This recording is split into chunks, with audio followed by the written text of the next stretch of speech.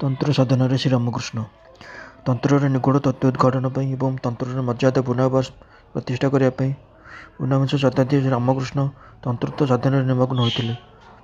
ए संसार रूपर साथी जो सब पदार्थ आम भली साधारण मनुष्य मन को प्रलोभित कर बारंबार जन्म मरण आदि अनुभव कराऊे और ईश्वर लाभ और आत्मज्ञान अधिकारी होगा पथर बाधा सृष्टि करुच्छे। संयम साहाय्य बारंबार उद्यम और प्रयास द्वारा शेष ईश्वर मूर्ति बोली अवधारण करने दिगरे साधक को अभ्यस्त कराइबा ही तांत्रिक क्रियाଗୁଡ଼ିकर उद्देश्य।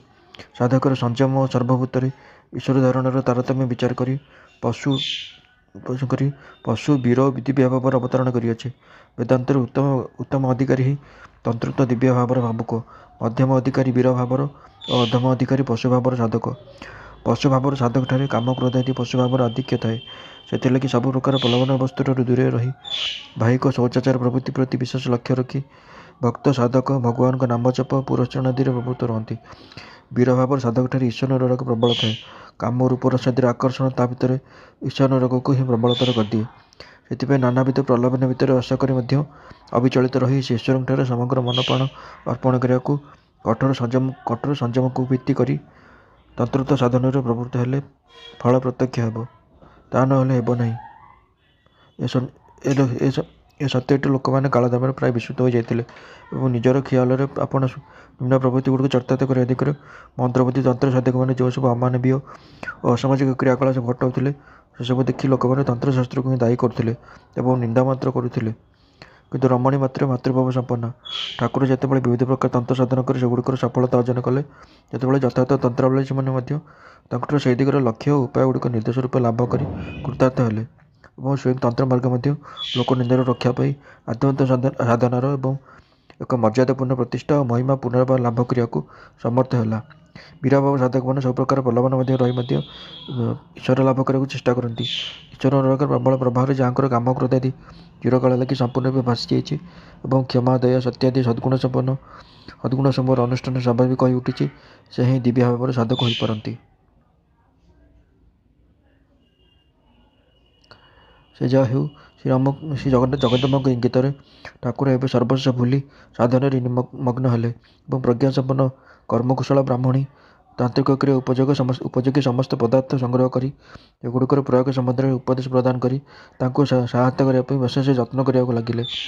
मनुष्य प्रभृति पंचप्राणीकर मुंड खपुरी अर्थात गंगाहीन प्रदेश सयत्न राणी मंदिर बगीचार उत्तर सीमार अवस्थित बिल्लवृक्ष मूले और ठाकुर सुहस्त प्रचित पंचवटी तले साधन अनुकूल दुईटी वेदी तैयारी है और प्रयोजन अनुसार मुंड आसन दुईट जेकोसी उपविष्ट हो जप पुरस्कार आदि ठाकुर समय कटिया लगिला। केतेमात्र दिवारात्र किपरि आसला और गला ताहा अद्भुत साधक उत्तर साधिक ज्ञान रहा नहीं। ठाकुर कहते ब्राह्मणी दिन बेला नाना स्थान परिभ्रमण पूर्वक तंत्र निर्दिष्ट दुष्प्राप्य पदार्थ संग्रह करते। रात्रि काल बिल मूले पंचवटी तले समस्त बंदोबस्त कर मत आह्वान करते समस्त पदार्थ साहाय्य जगदम्बांकर पूजा यथाविधि संपन्न कराई जप ध्यान निमग्न होगा कहते। किंतु पूजा पर प्राय जप कर मन एत तन्मय हो जाता जे माला घुराइबा बेले समाधिस्थ हो जाते और क्रियागुड़िकर शास्त्र निर्दिष्ट फल यथायथ प्रत्यक्ष करते। सेहीपरि ए समय दर्शन पर दर्शन अनुभव पर अनुभव अद्भुत केते प्रत्यक्ष करिछि तार हिसाब नहीं। विष्णुक्रांति प्रचलित 64 प्रकार तंत्र जो सब साधन कथा अच्छे सेगुड़िक ब्राह्मणी गोटे गोटे कर अनुष्ठान कराइथिले। कठिन साधन जहाँ करिया जे अधिकांश साधक प्रत्यक्ष होता श्री जगदम्ब कृपार सबुतिर उत्तीर्ण होइछि। स्त्रीमूर्तिर देवी ज्ञान सिद्धि दिने देखिली ब्राह्मणी गभीर रात्रि केउठुर एक पूर्ण यौवन सुंदरी रमणी को डाकी आनिले और पूजार आयोजन कर देवींकर आसन संपूर्ण उल्लग्न कर उपवेशन कराई मते कहले बाबा यहाँ देवी बुद्धि पूजा कर। पूजा सरला पर कहले बाबा साक्षात जगज्जननी ज्ञान यहाँ कोल बसी तन्मय चेतर जप कर। सेतेबेला क्रंदन कर माँ को कहले माँ तोर शरणागत केपरि आदेश करुचु दुर्बल सन्तान एपरी दुस्साहसर समर्थ केउंटी। सेपरि कहिया मात्र दिव्य बलर हृदय पूर्ण होला और देवताविष्ट सदृश कौन करुच्ची न जाणी मंत्र उच्चारण करू करू रमणी कोल उपविष्ट मात्र समाधिस्थ हो गली। अनंतर जितेबाला ज्ञान होला से ब्राह्मणी कहला क्रिया पूर्ण होइछि बाबा अन्य मैंने कष्ट धैर्य धारण कर अवस्था किसी समय मात्र जप कर क्षांत हुअति ତୁମେ ସମ୍ପୂର୍ଣ୍ଣ ଶରୀରବୋଧ ଶୂନ୍ୟ ହୋଇ ସମାଧିସ୍ଥ ହୋଇଯାଇଥିଲ। ଏହା ଶୁଣି ଆଶ୍ୱସ୍ତ ହେଲି ଓ ପରୀକ୍ଷାରେ ଉତ୍ତୀର୍ଣ୍ଣ କରାଇବାରୁ ମାଆଙ୍କୁ ତଥା ଜଗଦମ୍ବାଙ୍କୁ କୃତଜ୍ଞତାପୂର୍ଣ୍ଣ ହୃଦୟରେ ବାରମ୍ବାର ପ୍ରଣାମ କରିବାକୁ ଲାଗିଲି। ଆଉ ଦିନେ ଦେଖିଲି ବ୍ରାହ୍ମଣୀ ଶବର ଖପୁରିରେ ମାଛ ରାନ୍ଧି ଜଗଦମ୍ବାଙ୍କୁ ଅର୍ପଣ କଲା ଏବଂ ମୋତେ ମଧ୍ୟ ଏପରି କରାଇ ତର୍ପଣ କଲା ଏବଂ ଏପରି କରାଇ ତାହା ଗ୍ରହଣ କରିବାକୁ କହିଲା। ତାହାର ଆଦେଶରେ ସେପରି କଲି। ମନରେ କୌଣସି ଘୃଣାର ଉଦୟ ହୋଇନଥିଲା। ଘୃଣା ତ୍ୟାଗ। କିନ୍ତୁ ଯେଉଁଦିନ ସେ ଅର୍ଥାତ୍ ବ୍ରାହ୍ମଣୀ ଗଳିତ ନରମାଂସ ଖଣ୍ଡ ଆଣି ତର୍ପଣାନ୍ତେ ଏହାକୁ ଜିହ୍ୱା ଦ୍ୱାରା ସ୍ପର୍ଶ କରିବାକୁ କହିଲା, ସେଦିନ ଘୃଣାରେ ବିଚଳିତ ହୋଇ କହିଲି, ଏହା କ'ଣ କେବେ କରିହୁଏ? ଏହା ଶୁଣି ସେ କହିଲେ, ସେ କ'ଣ ରେ ବାବା, ଏଇ ଦେଖ ମୁଁ କରୁଛି। ଏହା କହି ସେ ଏହାକୁ ନିଜ ମୁହଁରେ ଗ୍ରହଣ କରି ଘୃଣା କରିବାରୁ ନୁହେଁ କହି ପୁନରାୟ ତାହାର କିୟଦଂଶ ମୋତେ ମୋର ସାମ୍ନାରେ ଧରିଲା। ତାକୁ ଏପରି କରିବା ଦେଖି ଜଗନ୍ମାତାଙ୍କର ପ୍ରଚଣ୍ଡ ଚଣ୍ଡିକା ମୂର୍ତ୍ତିରୁ ଉଦ୍ଦୀପନା ହେଲା ଏବଂ ମା କହି ମୁଁ ଭାବାବିଷ୍ଟ ହୋଇପଡ଼ିଲି। ସେତେବେଳେ ବ୍ରାହ୍ମଣୀ ମୋର ମୁହଁରେ ତାହା ପ୍ରଦାନ କଲେ ମଧ୍ୟ ଘୃଣାର ଉଦୟ ହେଲା ନାହିଁ। ଆନନ୍ଦାସନରେ ସିଦ୍ଧିଲାଭ, କୁଳାଗାର ପୂଜା ଏବଂ ତନ୍ତ୍ରୋକ୍ତ ସାଧନା ବେଳରେ ଠାକୁରଙ୍କର ଆଚରଣ। ସେପରି ପୂର୍ଣ୍ଣାଭିଷେକ ଗ୍ରହଣ କରିବା ପରଠାରୁ ବ୍ରାହ୍ମଣୀ କେତେ ପ୍ରକାର ଅନୁଷ୍ଠାନ କରାଇଥିଲେ ତାହାର ସୀମା ନାହିଁ। ସେସବୁ କଥା ସବୁ ସମୟରେ ଏବେ ମନେ ପଡ଼େ ନାହିଁ। ତେବେ ମନେ ଅଛି, ଯେଉଁଦିନ ରତିକ୍ରିୟାସକ୍ତ ସମୟରେ ରତିକ୍ରିୟାସକ୍ତ ନରନାରୀଙ୍କ ସମ୍ଭୋଗାନନ୍ଦ ଦର୍ଶନ ପୂର୍ବକ ଶିବଶକ୍ତିଙ୍କ ଲୀଳାବିଳାସ ଜ୍ଞାନରେ ମୁଗ୍ଧ ଏବଂ ସମାଧିସ୍ଥ ହୋଇପଡ଼ିଥିଲି। ସେଦିନ ବାହ୍ୟ ଚେତନା ଲାଭ ପରେ ବ୍ରାହ୍ମଣୀ କହିଥିଲା, ବାବା, ତୁମେ ଆନନ୍ଦାସନରେ ସିଦ୍ଧ ହୋଇ ଦିବ୍ୟ ଭାବରେ ପ୍ରତିଷ୍ଠିତ ହେଲ। ଏହା ଏଇ ମତର ଅର୍ଥାତ୍ ବୀର ଭାବରେ ଶେଷ ସାଧନ। ଏହାର କିଛିଦିନ ପରେ ଜଣେ ଭୈରବୀଙ୍କୁ 5 ସଉକି ଦକ୍ଷିଣା ଦାନରେ ପ୍ରସନ୍ନ କରି ତାଙ୍କ ସହାୟତାରେ କାଳୀ ଘରେ ନାଟମନ୍ଦିରରେ ଦିନବେଳା ସମସ୍ତଙ୍କ ସମ୍ମୁଖରେ କୁଳାଗାର ପୂଜାର ଯଥାବିଧି ଅନୁଷ୍ଠାନ କରି ବୀର ଭାବ ସାଧନା ସମ୍ପୂର୍ଣ୍ଣ କରିଥିଲି। ଦୀର୍ଘକାଳ ବ୍ୟାପୀ ତନ୍ତ୍ରୋକ୍ତ ସାଧନା ସମୟରେ ମୋର ରମଣୀ ମାତ୍ରକେ ମାତୃଭାବ ଯେପରି ଅକ୍ଷୁଣ୍ଣ ଥିଲା, ତଦ୍ରୂପ ବିନ୍ଦୁମାତ୍ର ଅର୍ଥାତ୍ କାରଣ ଅର୍ଥାତ୍ ମଧ୍ୟ ଗ୍ରହଣ କରିପାରେ ନାହିଁ। କାରଣର ନାମ ବା ଗନ୍ଧ ସ୍ପର୍ଶ ମାତ୍ରେ ଜଗତ କାରଣ ଉପଲବ୍ଧିରେ ଆତ୍ମହରା ହେଉଥିଲି ଏବଂ ଯୋନି ଶବ୍ଦ ଶୁଣିବା ମାତ୍ରେ ଜଗଜ୍ଜନନୀର ଉଦ୍ଦୀପନାରେ ସମାଧିସ୍ଥ ହୋଇପଡ଼ୁଥିଲି। ଶ୍ରୀ ଗଣପତିଙ୍କର ରମଣୀ ମାତ୍ରକେ ମାତୃଜ୍ଞାନ ସମ୍ବନ୍ଧରେ ଠାକୁରଙ୍କ ଗଳ୍ପ। ଦକ୍ଷିଣେଶ୍ୱରରେ ଅବସ୍ଥାନ ସମୟରେ ଠାକୁର ଦିନେ ତାଙ୍କର ରମଣୀ ମାତ୍ରେ ମାତୃଭାବର ଉଲ୍ଲେଖ କରି ଗୋଟିଏ ପୌରାଣିକ କାହାଣୀ କହିଥିଲେ। ସିଦ୍ଧ ଜ୍ଞାନୀଗଣଙ୍କର ଅଧିନାୟକ ଶ୍ରୀ ଗଣପତି ଦେବଙ୍କର ହୃଦୟରେ ଏପରି ମାତୃଜ୍ଞାନ କିପରି ଦୃଢ଼ ପ୍ରତିଷ୍ଠିତ ହୋଇଥିଲା, ଗଳ୍ପଟି ତାହାର ବିବରଣ। ଗଜତୁଣ୍ଡଧାରୀ ଲମ୍ବୋଦର ଦେବଙ୍କ ଉପରେ ଏହା ପୂର୍ବରୁ ଆମର ଶ୍ରଦ୍ଧାଭକ୍ତିର ଆତିଶଯ୍ୟ ନଥିଲା। କିନ୍ତୁ ଠାକୁରଙ୍କ ଶ୍ରୀମୁଖରୁ ଶୁଣିବା ପରେ ଧାରଣା ହେଲା, ଶ୍ରୀ ଗଣପତି ବାସ୍ତବରେ ସମସ୍ତ ଦେବତାଙ୍କର ଅଗ୍ରପୂଜ୍ୟ ହେବାର ଯୋଗ୍ୟ। କିଶୋର ବୟସରେ ଗଣେଶ ଦିନେ ଖେଳୁ ଖେଳୁ ଗୋଟିଏ ବିଲେଇ ଦେଖିବାକୁ ପାଇଲେ ଏବଂ ବାଳକ ସୁଲଭ ଚପଳତାରେ ତାହାକୁ ନାନା ପ୍ରକାର ପୀଡ଼ାଦାନ ଓ ପ୍ରହାର କରି କ୍ଷତବିକ୍ଷତ କଲେ। ବିଲେଇଟି କୌଣସି ଉପାୟରେ ପ୍ରାଣ ବଞ୍ଚାଇ ପଳାଇଗଲା ପରେ ଗଣେଶ ଶାନ୍ତ ହୋଇ ମାତା ଶ୍ରୀ ପାର୍ବତୀଙ୍କ ପାଖକୁ ଆସି ଦେଖିଲେ, ଦେବୀଙ୍କ ଶ୍ରୀଅଙ୍ଗରେ ନାନା ସ୍ଥାନରେ ପ୍ରହାରର ଚିହ୍ନ ଦେଖାଯାଉଛି। ବାଳକ ଗଣପତି ମାତାଙ୍କର ଏପରି ଅବସ୍ଥା ଦେଖି ଅତ୍ୟନ୍ତ ବ୍ୟଥିତ ହୋଇ ତାହାର କାରଣ ପଚାରିବାରୁ ଦେବୀ ଦୁଃଖିତ ହୋଇ ଉତ୍ତର ଦେଲେ, ତୁମେ ହିଁ ମୋର ଏପରି ଅବସ୍ଥା କରିଛ। ମାତୃଭକ୍ତ ଗଣେଶ ସେହି କଥାରେ ଆଶ୍ଚର୍ଯ୍ୟ ଓ ଅତ୍ୟଧିକ ଦୁଃଖିତ ହୋଇ ଅଶ୍ରୁଳ ନୟନରେ କହିଲେ, ଏ କି କଥା ମା, ମୁଁ ତୁମକୁ କେତେବେଳେ ପ୍ରହାର କଲି? ଏପରି କାମ କରିଛି ବୋଲି ତ ମୋର ମନେ ପଡ଼ୁନାହିଁ, ଯେଉଁଥିରେ ତୁମର ଅବଧ ବାଳକ ପାଇଁ ଅନ୍ୟ ହାତରୁ ତୁମକୁ ଏପରି ଅପମାନ ସହ୍ୟ କରିବାକୁ ହେବ। ଜଗନ୍ମୟୀ ଶ୍ରୀ ପାର୍ବତୀ ସେତେବେଳେ ତାଙ୍କୁ କହିଲେ, ତୁମେ କୌଣସି ଜୀବକୁ ଆଜି ପ୍ରହାର କରିଛ କି ନାହିଁ? ଗଣେଶ କହିଲେ, ହଁ କରିଛି। ଅଳ୍ପ ସମୟ ଆଗରୁ ଗୋଟିଏ ବିଲେଇକୁ ମାରିଛି। ଯାହାଙ୍କର ବିଲେଇ ସେ ହିଁ ମାତାଙ୍କୁ ଏପରି ପ୍ରହାର କରିଥିବା ଭାବି ଗଣେଶ କାନ୍ଦିବାକୁ ଲାଗିଲେ। ଏହାପରେ ସେ ପାର୍ବତୀ ଅନୁତପ୍ତ ପୁତ୍ରକୁ ସାଦରରେ ହୃଦୟରେ ଧାରଣ କରି କହିଲେ, ତା ନୁହେଁ ବାବା, ତୁମ ସମ୍ମୁଖରେ ବିଦ୍ୟମାନ ମୋର ଏହି ଶରୀରକୁ କେହି ପ୍ରହାର କରିନାହିଁ। କିନ୍ତୁ ମୁଁ ହିଁ ବିଲେଇ ଇତ୍ୟାଦି ଯାବତୀୟ ପ୍ରାଣୀ ରୂପରେ ସଂସାରରେ ବିଚରଣ କରୁଛି। ଏଥିପାଇଁ ତୁମ ପ୍ରହାରର ଚିହ୍ନ ମୋ ଶରୀରରେ ଦେଖୁଛ। ତୁମେ ନ ଜାଣି ଏପରି କରିଛ, ସେଥିପାଇଁ ଦୁଃଖ କର ନାହିଁ। କିନ୍ତୁ ଏବେଠାରୁ ମନେ ରଖିବ, ସ୍ତ୍ରୀ ମୂର୍ତ୍ତି ବିଶିଷ୍ଟ ସମସ୍ତ ଜୀବ ମୋର ଅଂଶରେ ଉଦ୍ଭୂତ ଏବଂ ପୁଂସବୁଦ୍ଧିଧାରୀ ଜୀବସମୂହ ତୁମର ପିତାଙ୍କ ଅଂଶରେ ଜନ୍ମଗ୍ରହଣ କରିଛନ୍ତି। ଶିବ ଓ ଶକ୍ତି ଭିନ୍ନ ଜଗତରେ ଅନ୍ୟ କିଛି ନାହିଁ। ଗଣେଶ ମାତାଙ୍କର ଏହି କଥା ଶ୍ରଦ୍ଧାସମ୍ପନ୍ନ ହୋଇ ହୃଦୟରେ ଧାରଣ କରି ରଖିଲେ ଏବଂ ବିବାହ ଯୋଗ୍ୟ ବୟସପ୍ରାପ୍ତ ହୋଇ ମାତାଙ୍କୁ ବିବାହ କରିବାକୁ ହେବ ଭାବି ବିବାହ ବନ୍ଧନରେ ଆବଦ୍ଧ ହେବାକୁ ଅସମ୍ମତ ହେଲେ। ଏହିପରି ଭାବରେ ଶ୍ରୀ ଗଣେଶ ଜ୍ଞାନୀଗଣଙ୍କ ମଧ୍ୟରେ ଅଗ୍ରଗଣ୍ୟ ହୋଇଗଲେ।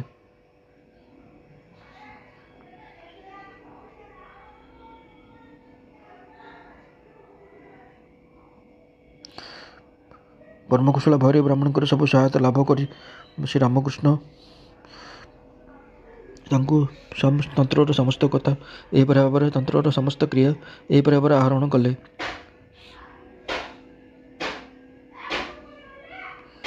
ଏହି ତନ୍ତ୍ର ସାଧନ କରିବା ପୂର୍ବରୁ ଠାକୁରଙ୍କର ସୂଚନାଦାର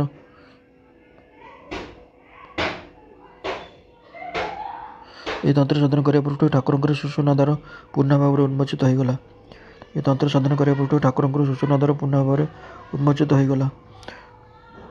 ତା ଫଳରେ ଠାକୁର ସମ୍ପୂର୍ଣ୍ଣ ଭାବରେ ବାଳକ ଅବସ୍ଥାରେ ପ୍ରତିଷ୍ଠିତ ହୋଇଥିଲେ। ଏ ସମୟ ପରେ ସେ କାନ୍ଧରେ ପଇତା ରଖିପାରୁନଥିଲେ ଓ ବହୁ ଚେଷ୍ଟା କରି ମଧ୍ୟ ଅଣ୍ଟାରେ ଲୁଗା ରଖିପାରୁନଥିଲେ। ତାହାର କାରଣ ହେଲା ଶ୍ରୀ ଜଗଦମ୍ବାଙ୍କ ପାଦପଦ୍ମରେ ତାଙ୍କର ମନ ସବୁବେଳେ ନିବିଷ୍ଟ ରହିବା ଫଳରେ ସେ ସମ୍ପୂର୍ଣ୍ଣ ଭାବରେ ଦେହବୋଧ ହରାଇ ବସିଥିଲେ। ଠାକୁର କହୁଥିଲେ ଯେ ଏହିସବୁ ସାଧନ ଶେଷରେ ତାଙ୍କର ସବୁ ପଦାର୍ଥର ଅଦ୍ୱୈତ ବୃଦ୍ଧି ଏତେ ବଢ଼ିଯାଇଥିଲା ଯେ ସେ ପର୍ଯ୍ୟନ୍ତ ସେ ଯେଉଁସବୁ ପଦାର୍ଥକୁ ଅତି ହେୟ ଓ ନଗଣ୍ୟ ମନେ କରୁଥିଲେ ସେଗୁଡ଼ିକ ମଧ୍ୟ ତାଙ୍କ ଦୃଷ୍ଟିରେ ମହାପବିତ୍ର ବସ୍ତୁଗୁଡ଼ିକ ସଙ୍ଗେ ସମାନ ମନେ ହେଲା। ସେ କହୁଥିଲେ ତୁଳସୀ ଓ ସଜନା ପତ୍ର ସମାନ ଭାବରେ ପବିତ୍ର ବୋଧ ହେଲା। ଏ ତନ୍ତ୍ର ସାଧନାର ପ୍ରଭାବରେ ଦିବ୍ୟଶକ୍ତି ଲାଭ କରି ଠାକୁରଙ୍କର ଆଉ ଗୋଟିଏ ବିଷୟରେ ଉପଲବ୍ଧି ହୋଇଥିଲା। ଜଗନ୍ମାତାଙ୍କର ଅନୁଗ୍ରହ ଯୋଗୁଁ ସେ ଜାଣିପାରିଥିଲେ ଯେ ପରବର୍ତ୍ତୀ କାଳରେ ବହୁ ବ୍ୟକ୍ତି ତାଙ୍କ ନିକଟକୁ ଧର୍ମ ଲାଭ କରିବା ପାଇଁ ଆସିବେ ଏବଂ କୃତାର୍ଥ ହେବେ। ପରମ ଅନୁଗତ ମଥୁରାନାଥ ହୃଦୟ ପ୍ରଭୃତିଙ୍କୁ ସେ ଏହି ଉପଲବ୍ଧିର କଥା କହିଥିଲେ। ସେ କଥା ଶୁଣି ମଥୁରାନାଥ କହୁଥିଲେ, ବେଶ୍ ହେବ, ତାହେଲେ ସମସ୍ତେ ମିଶି ତୁମକୁ ନେଇ ଆନନ୍ଦ କରିବୁ।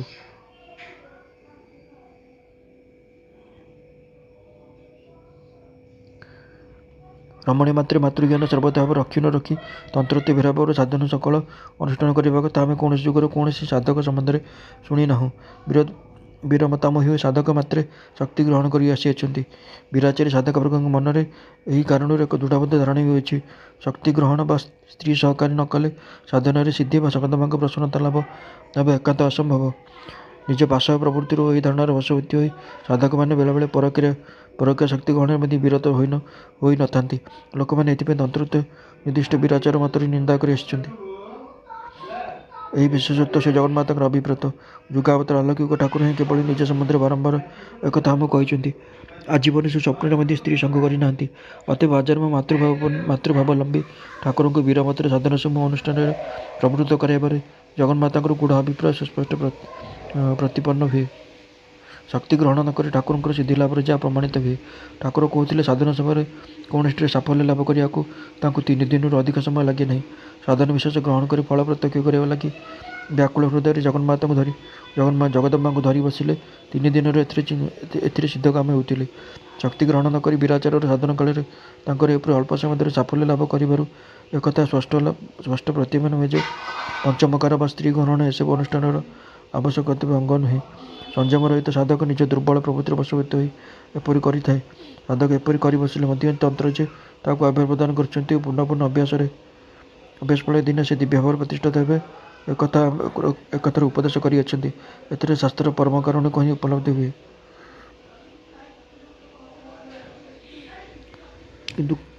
କିନ୍ତୁ କଠୋର ସଂଯମକୁ ମୂଳଦୁଆ ସ୍ୱରୂପ ଅବଲମ୍ବନ ପୂର୍ବକ ତନ୍ତ୍ରୋକ୍ତ ସାଧନ ସମୟରେ ପ୍ରବୃତ୍ତ ହେଲେ ଫଳ ପ୍ରତ୍ୟକ୍ଷ ହେବ, ନହେଲେ ହେବ ନାହିଁ।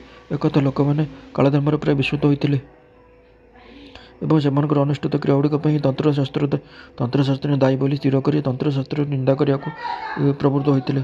ଅତଏବ ରମଣୀ ମାତ୍ରେ ମାତୃଭାବରେ ପୂର୍ଣ୍ଣ ହୃଦୟ ଠାକୁରଙ୍କର ଏ ସକଳ ଅନୁଷ୍ଠାନର ସାଫଲ୍ୟ ଦେଖି ଯଥାର୍ଥ ସାଧକମାନେ କେଉଁ ଲକ୍ଷ୍ୟରେ ଚାଲିବାକୁ ହେବ ତାର ନିର୍ଦ୍ଦେଶ ଲାଭ କରି ଯେପରି ଉପକୃତ ହୋଇଛନ୍ତି, ତନ୍ତ୍ରଶାସ୍ତ୍ରର ପ୍ରମାଣ ମଧ୍ୟ ସେପରି ସୁପ୍ରତିଷ୍ଠିତ ହୋଇ ସେ ଶାସ୍ତ୍ର ମହିମାନ୍ୱିତ ହୋଇଅଛି। ଠାକୁରଙ୍କର ତନ୍ତ୍ର ସାଧନାର ଅନ୍ୟ କାରଣ। ଠାକୁର ଏହି ସମୟରେ ତନ୍ତ୍ରୋକ୍ତ ରହସ୍ୟ ସାଧନ ସମୂହର ଅନୁଷ୍ଠାନ ପ୍ରାୟ 2 ବର୍ଷରୁ ଅଧିକ କାଳ ଏକାଧିକ୍ରମେ କରିଥିଲେ ମଧ୍ୟ ସେଗୁଡ଼ିକର ଆଦିପ୍ରାନ୍ତ କାରଣ ଆମମାନଙ୍କ ମଧ୍ୟରେ କେବେ କହିଛନ୍ତି ବୋଲି ଆମର ବୋଧହୁଏ ମନେ ନାହିଁ। ତେବେ ସାଧନ ପଥରୁ ଉତ୍ସାହିତ କରିବା ପାଇଁ ସେ ଏସବୁ କଥାର ଅଳ୍ପ ବହୁତ ଆମମାନଙ୍କ ମଧ୍ୟରୁ କେତେକଙ୍କୁ କେତେବେଳେ କହିଛନ୍ତି ଓ ତାହା ବ୍ୟକ୍ତିଗତ ପ୍ରୟୋଜନ ବୁଝି କ୍ୱଚିତ୍ କାହାକୁ କିଛି କ୍ରିୟାର ଅନୁଷ୍ଠାନ କରାଇଛନ୍ତି। ତନ୍ତ୍ରୋକ୍ତ କ୍ରିୟାଗୁଡ଼ିକର ଅନୁଷ୍ଠାନ କରି ଅସାଧାରଣ ଅନୁଭବ ସମୂହ ସ୍ୱୟଂ ପ୍ରତ୍ୟକ୍ଷ ନ କଲେ ପରବର୍ତ୍ତୀ କାଳରେ ସମୀପଗତ ଭିନ୍ନ ଭିନ୍ନ ପ୍ରକୃତିବିଶିଷ୍ଟ ଲୋକଗଣଙ୍କର ମାନସିକ ଅବସ୍ଥା ବୁଝି ସାଧନ ପଥରେ ସହଜରେ ଅଗ୍ରସର କରାଇପାରିବେ ନାହିଁ ବୋଲି ହିଁ ସେ ଜଗନ୍ମାତା ଠାକୁରଙ୍କୁ ଏହି ସମୟରେ ପଥ ସହିତ ସମ୍ୟକ୍ ପରିଚିତ କରାଇ ଦେଇଥିଲେ। ଶରଣାଗତ ଭକ୍ତମାନଙ୍କୁ କିପରି କେତେ ପ୍ରକାରେ ଯେ ସେ ସାଧନ ମାର୍ଗରେ ଅଗ୍ରସର କରାଇ ଦେଇଥିଲେ ସେ ବିଷୟରେ ଆମେ କିଞ୍ଚିତ୍ ଆଭାସ ଆମେ ଅନ୍ୟତ୍ର ଦେଇଅଛୁ। ସାଧନ କ୍ରିୟାଗୁଡ଼ିକ ପୂର୍ବୋକ୍ତ ଭାବରେ କରିବା ବ୍ୟତୀତ ଠାକୁର ତାଙ୍କର ତନ୍ତ୍ରୋକ୍ତ ସାଧନ ସମୂହର ଅନେକ ଗୁଡ଼ିଏ ଦର୍ଶନ ଅନୁଭବର କଥା ଆମମାନଙ୍କୁ ବେଳେବେଳେ କହୁଥିଲେ। ଆମେ ଏବେ ସେଥିରୁ କେତୋଟି ପାଠକଙ୍କୁ କହିବୁ। ଶିବାନୀର ଉଚ୍ଛିଷ୍ଟ ଗ୍ରହଣ। ସେ କହୁଥିଲେ ତନ୍ତ୍ରୋକ୍ତ ସାଧନ ସମୟରେ ତାଙ୍କର ପୂର୍ବ ସ୍ୱଭାବର ଆମୂଳ ପରିବର୍ତ୍ତନ ହୋଇଥିଲା। ଜଗଦମ୍ବା ବେଳେବେଳେ ଶିବାରୂପ ଧାରଣ କରିଥାନ୍ତି ଶୁଣି ଏବଂ କୁକୁରକୁ ଭୈରବଙ୍କର ବାହନ ଜାଣି ସେ ସମୟରେ ସେମାନଙ୍କର ଉଚ୍ଛିଷ୍ଟ ଖାଦ୍ୟକୁ ପବିତ୍ର ବୋଧରେ ଗ୍ରହଣ କରୁଥିଲେ। ଏଥିରେ ତାଙ୍କ ମନରେ କୌଣସି ଦ୍ୱିଧା ହେଉନଥିଲା। ନିଜକୁ ଜ୍ଞାନାଗ୍ନି ବ୍ୟାପ୍ତ ଦର୍ଶନ ଓ କୁଣ୍ଡଳିନୀ ଜାଗରଣ ଦର୍ଶନ। ସେ ଜଗଦମ୍ବାଙ୍କ ପାଦପଦ୍ମରେ ଦେହ ମନ ପ୍ରାଣ ଆହୁତି ପ୍ରଦାନ କରି ସେ ଏ ସମୟରେ ନିଜକୁ ଅନ୍ତରରୁ ବାହାରେ ଜ୍ଞାନଗିରି ପରିବ୍ୟାପ୍ତ ଦେଖୁଥିଲେ।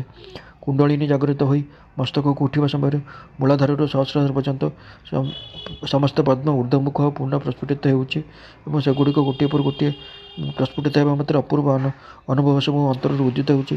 ଏ ବିଷୟ ଠାକୁର ଏହି ସମୟରେ ପ୍ରତ୍ୟକ୍ଷ କରିଥିଲେ। ସେ ଦେଖିଥିଲେ ଏକ ଜ୍ୟୋତିର୍ମୟ ଦିବ୍ୟ ପୁରୁଷ ମୂର୍ତ୍ତି ସୁଷୁମ୍ନା ମଧ୍ୟ ଦେଇ ଏ ସମସ୍ତ ପଦ୍ମ ନିକଟରେ ଉପସ୍ଥିତ ହୋଇ ଜିହ୍ୱାଦ୍ୱାରା ସ୍ପର୍ଶ କରି ଏଗୁଡ଼ିକ ପ୍ରସ୍ଫୁଟିତ କରାଇ ଦେଉଛନ୍ତି। ବ୍ରହ୍ମଯୋନି ଦର୍ଶନ। ସ୍ୱାମୀ ବିବେକାନନ୍ଦଙ୍କର ଏହି ସମୟରେ ଧ୍ୟାନ କରିବାକୁ ବସିଲେ ହିଁ ସର୍ବସମ୍ମୁଖରେ ଧ୍ୟାନ କରିବାକୁ ବସିଲେ ହିଁ ସମ୍ମୁଖରେ ସୁବୃହତ୍ ବିଚିତ୍ର ଜ୍ୟୋତିର୍ମୟ ଗୋଟିଏ ତ୍ରିକୋଣ ସହିତ ଉଦିତ ହେଉଥିଲା ଏବଂ ଏହି ତ୍ରିକୋଣ ଜୀବନ୍ତ ବୋଲି ତାଙ୍କର ବୋଧ ହେଉଥିଲା। ଦିନେ ଦକ୍ଷିଣେଶ୍ୱର ଆସି ଠାକୁରଙ୍କ ଏ ବିଷୟରେ କହିବାରୁ ସେ କହିଲେ, ବେଶ୍, ତୋର ବ୍ରହ୍ମଯୋନି ଦର୍ଶନ ହୋଇଅଛି। ବିଲ୍ୱମୂଳରେ ସାଧନା ସମୟରେ ମୁଁ ମଧ୍ୟ ସେପରି ଦେଖିଥିଲି ଏବଂ ମୁଁ ପ୍ରତି ମୁହୂର୍ତ୍ତରେ ଅସଂଖ୍ୟ ବ୍ରହ୍ମାଣ୍ଡ ପ୍ରସବ କରୁଛି ବୋଲି ଦେଖିପାରୁଥିଲି। ଅନାହତ ଧ୍ୱନି ଶ୍ରବଣ। ବ୍ରହ୍ମାଣ୍ଡ ଅନ୍ତର୍ଗତ ପୃଥକ ଯାବତୀୟ ଧ୍ୱନି ଏକତ୍ରିତ ହୋଇ ଏକ ବିରାଟ ପ୍ରଣବ ଧ୍ୱନି ପ୍ରତି ମୁହୂର୍ତ୍ତରେ ଜଗତର ସର୍ବତ୍ର ଉଦିତ ହେଉଅଛି। ଏ ବିଷୟ ଠାକୁର ସେ ସମୟରେ ପ୍ରତ୍ୟକ୍ଷ କରିଥିଲେ। ଆମମାନଙ୍କ ମଧ୍ୟରୁ କେହି କେହି କହନ୍ତି, ଏହି ସମୟରେ ସେ ପଶୁ ପକ୍ଷୀ ପ୍ରଭୃତି ମନୁଷ୍ୟତର ଜନ୍ତୁମାନଙ୍କର ଧ୍ୱନିଗୁଡ଼ିକର ଯଥାଯଥ ଅର୍ଥବୋଧ କରିପାରୁଥିଲେ। ଏ ବିଷୟ ସେମାନେ ଠାକୁରଙ୍କ ଶ୍ରୀମୁଖରୁ ଶୁଣିଥିଲେ। କୁଳାଗାରର ଦେବୀ ଦର୍ଶନ। ସ୍ତ୍ରୀ ଯୋନି ମଧ୍ୟରେ ସେ ସେହି ସମୟରେ ଜଗନ୍ମାତାଙ୍କୁ ସାକ୍ଷାତ ଅଧିଷ୍ଠାତା ଥିବାର ଦେଖିଥିଲେ। ଏ ସାଧନାର ଶେଷ ସମୟ ବେଳକୁ ଠାକୁର ନିଜ ଭିତରେ ଅଣିମାଦି ସିଦ୍ଧି ବା ବିଭୂତିର ଆବିର୍ଭାବ ଅନୁଭବ କରିଥିଲେ। ତେବେ ନିଜ ଭଣଜା ହୃଦୟଙ୍କର ପରାମର୍ଶରେ ଏ ସମସ୍ତ ପ୍ରୟୋଗର ଉଚିତ ବିଷୟରେ ଜଗଦମ୍ବାଙ୍କ ନିକଟରୁ ଦିନେ ଜାଣିବାକୁ ଯାଇ ଦେଖିଥିଲେ। ଏସବୁ ସିଦ୍ଧି ଠାକୁର ଲାଭ ତୁଳନାରେ ବା ବ୍ରହ୍ମଜ୍ଞାନ ଲାଭ ତୁଳନାରେ ଅତି ହେୟ ଅଟେ। ତେଣୁ ସେ କହୁଥିଲେ, ଯେପରି ଦର୍ଶନ କରିବା ପଟରୁ ସିଦ୍ଧି ନାମ ଶୁଣିଲେ ତାଙ୍କର ଘୃଣାର ଉଦୟ ହେଉଥିଲା। ଅଷ୍ଟସିଦ୍ଧେଶ୍ୱର ମଧ୍ୟରେ ଠାକୁର ବିବେକାନନ୍ଦ ସହିତ ଠାକୁରଙ୍କର କଥା। ଠାକୁରଙ୍କର ଅଣିମାଦି ସିଦ୍ଧିକାଳର ଅନୁଭବ ପ୍ରସଙ୍ଗର ଗୋଟିଏ କଥା ଆମ ମନରେ ଆସୁଅଛି। ସ୍ୱାମୀ ବିବେକାନନ୍ଦଙ୍କୁ ସେ ପଞ୍ଚବଟୀ ତଳେ ନିର୍ଜନରେ ଦିନେ ଡାକି କହିଥିଲେ, ଦେଖ, ମୋଠାରେ ପ୍ରସିଦ୍ଧ ଅଷ୍ଟସିଦ୍ଧି ରହିଛି, କିନ୍ତୁ ମୁଁ ଏ ସମସ୍ତ କେବେ ହେଲେ ପ୍ରୟୋଗ କରିବି ନାହିଁ। ଏହା ମୁଁ ବହୁ ପୂର୍ବରୁ ନିଶ୍ଚୟ କରିଛି। ଏଗୁଡ଼ିକ ପ୍ରୟୋଗ କରିବାର କୌଣସି ଆବଶ୍ୟକତା ମଧ୍ୟ ଦେଖି ନାହିଁ। ତେବେ ତୋତେ ଧର୍ମପ୍ରଚାର ଇତ୍ୟାଦି କାର୍ଯ୍ୟ କରିବାକୁ ହେବ। ତେଣୁ ତୋତେ ଏପରି ଏ ସମସ୍ତ ଦାନ କରିବାକୁ ମୁଁ ସ୍ଥିର କରିଛି। ତୁ ଏ ସମସ୍ତ ଗ୍ରହଣ କର। ସ୍ୱାମୀଜୀ ଏହାର ଉତ୍ତରରେ ତାଙ୍କୁ ପଚାରିଥିଲେ, ମହାଶୟ, ଏ ସମସ୍ତ ମୋତେ ଈଶ୍ୱର ଲାଭରେ କୌଣସି ପ୍ରକାର ସହାୟତା କରିବ କି? ଠାକୁରଙ୍କ ଉତ୍ତରରୁ ପରେ ଯେତେବେଳେ ଜାଣିଲେ ଯେ ଏହା ଧର୍ମପ୍ରଚାର କାର୍ଯ୍ୟରେ କିଛି ସାହାଯ୍ୟ କରି ନ ପାରିଲେ ମଧ୍ୟ ଈଶ୍ୱର ଲାଭ ନିମିତ୍ତ କୌଣସି ପ୍ରକାର ସହାୟତା କରିପାରିବ ନାହିଁ, ସେତେବେଳେ ସେ ସମସ୍ତ ଗ୍ରହଣ କରିବାକୁ ଅସମର୍ଥ ହେଲେ। ସ୍ୱାମୀଜୀ କହୁଥିଲେ, ଠାକୁର ତାଙ୍କର ଏ ଆଚରଣରେ ତାଙ୍କ ଉପରେ ଅଧିକତର ପ୍ରସନ୍ନ ହୋଇଥିଲେ। ପୂର୍ବୋକ୍ତ ଦର୍ଶନ ସମୟ ଷୋଡ଼ଶୀ ମୂର୍ତ୍ତିର ସୌନ୍ଦର୍ଯ୍ୟ। ପୂର୍ବୋକ୍ତ ଦର୍ଶନ ସମୟ ବ୍ୟତୀତ ଠାକୁର ଏ ସମୟରେ 10 ବଜାଠାରୁ ଆରମ୍ଭ କରି 2 ବଜା ପର୍ଯ୍ୟନ୍ତ କେତେ ଯେ ଦେବୀ ମୂର୍ତ୍ତି ପ୍ରତ୍ୟକ୍ଷ କରିଥିଲେ, ତାର ଇୟତ୍ତା ନଥିଲା। ସେମାନଙ୍କ ଭିତରୁ କୌଣସି ମୂର୍ତ୍ତି ତାଙ୍କୁ ନାନା ଭାବରେ ଉପଦେଶ ପ୍ରଦାନ କରିଥିଲେ। ସେହି ମୂର୍ତ୍ତିଗୁଡ଼ିକ ସମସ୍ତେ ଅପୂର୍ବ ସୌନ୍ଦର୍ଯ୍ୟପୂର୍ଣ୍ଣ ହେଲେ ମଧ୍ୟ ଏହି ରାଜରାଜେଶ୍ୱରୀ ବା ଷୋଡ଼ଶୀ ମୂର୍ତ୍ତିର ସୌନ୍ଦର୍ଯ୍ୟ ସହିତ ସେମାନଙ୍କର ଉପର ତୁଳନା ହୁଏ ନାହିଁ, ଏକଥା ଆମେ ତାଙ୍କୁ କହିବାର ଶୁଣିଛୁ। ସେ କହୁଥିଲେ, ଷୋଡ଼ଶୀ ବା ତ୍ରିପୁରା ମୂର୍ତ୍ତିଙ୍କର ଅଙ୍ଗରୁ ରୂପ ସୌନ୍ଦର୍ଯ୍ୟ ଗଳିତ ହୋଇ ଚତୁର୍ଦିଗରେ ପତିତ ଓ ବିଚ୍ଛୁରିତ ହେବାର ଦେଖୁଥିଲେ। ଏହା ବ୍ୟତୀତ ଭୈରବ ଆଦି ନାନା ଦେବମୂର୍ତ୍ତିମାନଙ୍କର ଦର୍ଶନ ମଧ୍ୟ ହିଁ ଠାକୁର ଏହି ସମୟରେ ପାଇଥିଲେ। ଅଲୌକିକ ଦର୍ଶନ ଓ ଅନୁଭବଗୁଡ଼ିକ ଠାକୁରଙ୍କ ଜୀବନରେ ତନ୍ତ୍ର ସାଧନ ସମୟରେ ପ୍ରତିଦିନ ଏତେ ହେଉଥିଲା ଯେ ସେସବୁର ସମ୍ୟକ୍ ଉଲ୍ଲେଖ କରିବା ମନୁଶକ୍ତିର ସାଧ୍ୟାତୀତ ବୋଲି ଆମର ପ୍ରତୀତ ହେଉଅଛି। ତନ୍ତ୍ର ସାଧନାର ସିଦ୍ଧିଲାଭରେ ଠାକୁରଙ୍କର ଦେହବୋଧ ରହିତ ବାଳକ ଭାବ ପ୍ରାପ୍ତି। ତନ୍ତ୍ର ସାଧନା କାଳରେ ଠାକୁରଙ୍କର ସୁଷୁମ୍ନା ଦ୍ୱାର ପୂର୍ଣ୍ଣ ଭାବରେ ଉନ୍ମୋଚିତ ହୋଇ ତାଙ୍କୁ ବାଳକବତ୍ ଅବସ୍ଥାରେ ପ୍ରତିଷ୍ଠିତ କରିଥିବାର କଥା ଆମେ ତାଙ୍କ ଶ୍ରୀମୁଖରୁ ଶୁଣିଛୁ। ଏହି ସମୟରେ ଶେଷ ଭାଗରେ ସେ ଚେଷ୍ଟା କଲେ ମଧ୍ୟ ନିଜର ପରହିତ ବସନ ଓ ଯଜ୍ଞ ଉପବୀତ ଦେହରେ ଧାରଣ କରି ରଖିପାରୁନଥିଲେ। ଏସବୁ କେତେବେଳେ କେଉଁଠି ପଡ଼ିଯାଉଥିଲା ସେ ତା ଜାଣିପାରୁନଥିଲେ। ଜଗନ୍ମାତାଙ୍କ ପାଦପଦ୍ମରେ ତାଙ୍କର ମନ ସଦାସର୍ବଦା ନିବିଷ୍ଟ ଥିବା କାରଣରୁ ଶରୀରବୋଧ ରହିତ ସେ ଏପରି ହେଉଥିଲା, ସେ କଥା କହିବାର ଆବଶ୍ୟକତା ନାହିଁ। ନତୁବା ସ୍ୱେଚ୍ଛାପୂର୍ବକ ସେ ଏପରି କେବେ ହେଲେ କରିନାହାନ୍ତି ବା ଅନ୍ୟତ୍ର ଦୁଷ୍ଟ ପରମହଂସମାନଙ୍କ ସଦୃଶ ଉଲଗ୍ନ ରହିବାର ଅଭ୍ୟାସ କରିନାହାନ୍ତି। ଏ ବିଷୟ ମଧ୍ୟ ଆମେ ତମ ଶ୍ରୀମୁଖରୁ ଅନେକ ଥର ଶୁଣିଛୁ। ଠାକୁର କହୁଥିଲେ, ସେ ସମସ୍ତ ସାଧନା ଶେଷରେ ତାଙ୍କର ସମସ୍ତ ପଦାର୍ଥର ଅଦ୍ୱୈତ ବୁଦ୍ଧି ଏତେ ବୃଦ୍ଧିପାତ ହୋଇଥିଲା ଯେ ବାଲ୍ୟକାଳରୁ ସେ ଯେଉଁସବୁ ବସ୍ତୁକୁ ହେୟ ଜ୍ଞାନ କରୁଥିଲେ, ଏବେ ସେଗୁଡ଼ିକ ମଧ୍ୟ ମହାପବିତ୍ର ବସ୍ତୁଗୁଡ଼ିକ ସହିତ ସମାନ ଦେଖୁଥିଲେ। ସେ କହୁଥିଲେ, ତୁଳସୀ ଓ ସଜନା ଗଛର ପତ୍ର ସମଭାବରେ ପବିତ୍ର ବୋଲି ବୋଧ ହେଉଥିଲା। ତନ୍ତ୍ର ସାଧନା ସମୟରେ ଠାକୁରଙ୍କର ଅଙ୍ଗକାନ୍ତି। ଏହି ସମୟ ଆରମ୍ଭ ହୋଇ କେତେ ବର୍ଷ ପର୍ଯ୍ୟନ୍ତ ଠାକୁରଙ୍କର ଅଙ୍ଗକାନ୍ତି ଏତେ ଅଧିକ ହୋଇଥିଲା ଯେ ସେ ସମେତ ଲୋକମାନଙ୍କର ଆକର୍ଷଣୀୟ ବିଷୟ ହୋଇଥିଲେ। ତାଙ୍କର ନିରାଭିମାନ ଚିତ୍ତରେ ଏତେ ବିରକ୍ତି ଉଦୟ ହୋଇଥିଲା ଯେ ସେ ଉକ୍ତ ଦିବ୍ୟକାନ୍ତି ପରିହାର ନିମିତ୍ତ ଜଗନ୍ମାତାଙ୍କ ନିକଟରେ ବେଳେ ଅନେକ ପ୍ରାର୍ଥନା କରି କହୁଥିଲେ, ମା, ମୋର ଏହି ବାହ୍ୟ ରୂପର কিছুମାତ୍ର ପ୍ରୟୋଜନ ନାହିଁ। ଏହାକୁ ନେଇ ତୁ ମୋତେ ଆନ୍ତରିକ ଆଧ୍ୟାତ୍ମିକ ରୂପ ପ୍ରଦାନ କର। ତାଙ୍କର ଏପରି ପ୍ରାର୍ଥନା କ୍ରମେ ପୂର୍ଣ୍ଣ ହୋଇଥିଲା। ଏହା ଆମେ ଅନ୍ୟ ସ୍ଥାନରେ ପାଠକଙ୍କୁ କହିଛୁ। ଭୈରବୀ ବ୍ରାହ୍ମଣୀ ଶ୍ରୀ ଯୋଗମାୟାଙ୍କର ଅଂଶ ଥିଲେ। ତନ୍ତ୍ରତ୍ୱ ସାଧନାରେ ବ୍ରାହ୍ମଣୀ ଯେପରି ଠାକୁରଙ୍କୁ ସହାୟତା କରିଥିଲେ, ଠାକୁର ମଧ୍ୟ ସେହିପରି ବ୍ରାହ୍ମଣଙ୍କର ଆଧ୍ୟାତ୍ମିକ ଜୀବନ ପୂର୍ଣ୍ଣ କରିବାକୁ ଉତ୍ତରକାଳରେ ବିଶେଷ ସହାୟତା କରିଥିଲେ। ସେ ସେପରି ନ କରିଥିଲେ ବ୍ରାହ୍ମଣୀ ଭୈରବୀ ଯେ ଦିବ୍ୟ ଭାବରେ ପ୍ରତିଷ୍ଠିତ ହୋଇପାରି ନଥାନ୍ତେ, ଏହାର ଆଭାସ ଆମେ ପାଠକମାନଙ୍କୁ ଅନ୍ୟତ୍ର ଦେଇଛୁ। ବ୍ରାହ୍ମଣୀଙ୍କର ନାମ ଯୋଗେଶ୍ୱରୀ ଥିଲା ଏବଂ ଠାକୁର ତାଙ୍କୁ ଯୋଗମାୟାଙ୍କର ଅଂଶ ସମେତ ବୋଲି କହିଥିଲେ।